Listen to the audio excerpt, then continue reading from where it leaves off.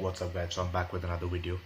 Today we are going to talk about a very simple and fundamental sports science theory called as the principle of supercompensation.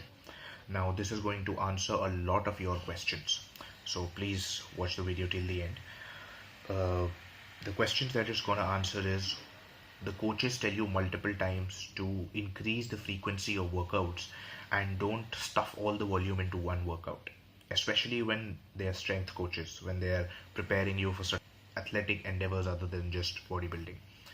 So you'll get the answer to why more frequency rather than volume into one particular workout is preferred, or why the body part split is not preferred for strength athletes. Second thing that you're going to understand is why the body grows.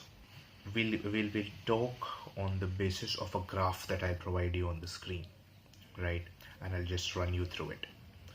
So whenever you're training for a particular function or a parameter, that can be strength, that can be explosiveness, etc., when you finish off your training workout, your training session, or your training cycle, your base level of fitness is increased. Essentially, your level of fitness of that particular person will be higher than his base level of fitness as to what it was before the training cycle, right? That is the principle of supercompensation. Now let's go to the graph. Suppose there's a person A who has a base level of fitness. We make him undergo a training workout, and I'm talking about one single session here, which we can extrapolate later to an entire training program.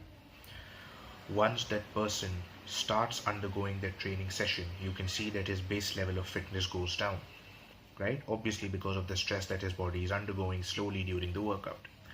Once he finishes off that workout, he will enter the recovery phase. Now, the recovery phase essentially means all the damage that he has done to his body will be recovered and he will be brought back to his base level of fitness.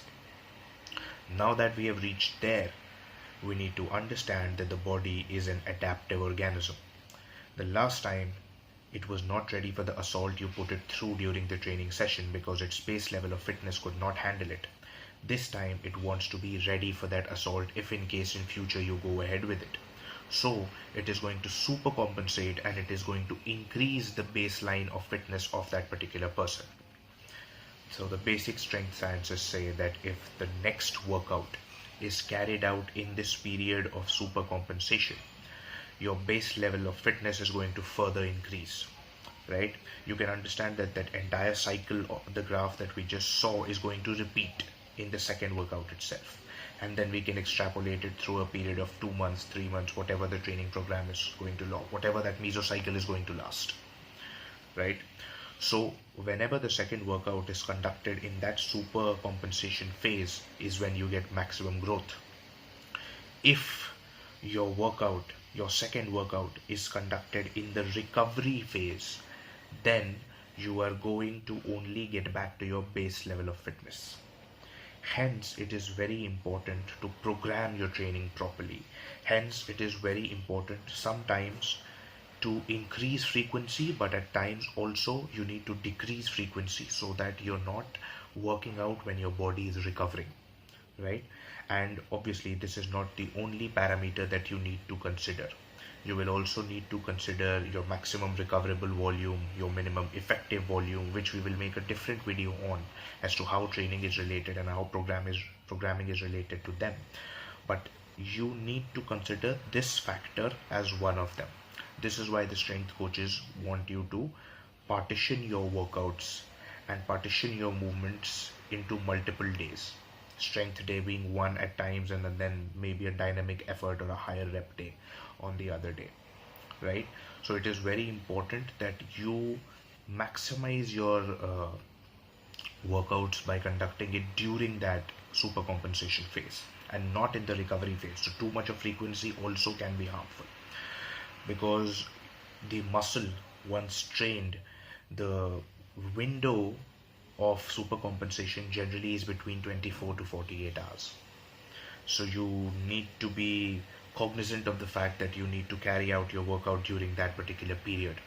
Now, you also need to ensure that your volume is just enough to trigger growth and not absolutely annihilate yourself, because we don't want the recovery window to exceed the supercompensation window.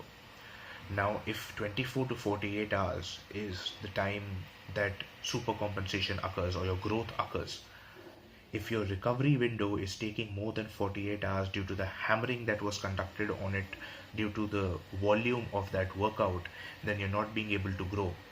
You're just going back to your base level of fitness. Hope it's clear. I know it's a bit of a ramble at the end, but if you watch it through carefully, it's going to be good knowledge. I'll be seeing you.